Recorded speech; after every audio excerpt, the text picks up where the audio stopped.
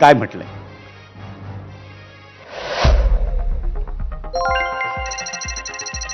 आजच्या प्रतिक्रिया आपण पाहतोय. मयूर बाकलीवाल हे ट्विट एक्सवर काय म्हणतात तर हिंदुत्वाच्या नावावर मतं घेतली पण काँग्रेस सोबत सत्ता केली.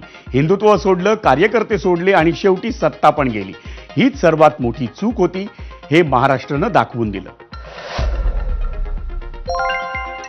एक्सवरच परीक्षित देशपांडे म्हणतात पाठीत खंजीर खुपसून सत्ता स्थापन केली, युतीसोबतची गद्दारी केली, नापासांची संख्या जुळवून खुर्चीवर बसले तेव्हा मनात फार आनंद झाला होता. मित्राला फसवणाऱ्यांना अद्दल घडायलाच हवी असं म्हणतात परीक्षित देशपांडे.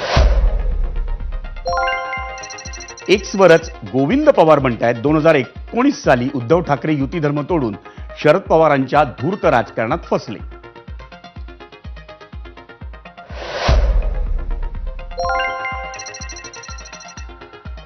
युट्यूबवर सचिन भिसे म्हणतात भाजप सोबत राहिले असते तरीही भाजपनं संपवलेच असतं.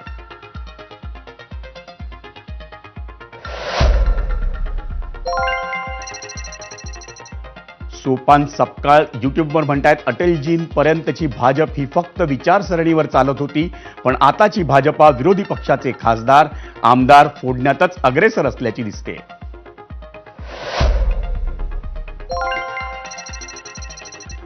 अमोल म्हणतात फेसबुकवर चूक झालेली नाही, उद्धव साहेबांनी योग्य निर्णय घेतला होता.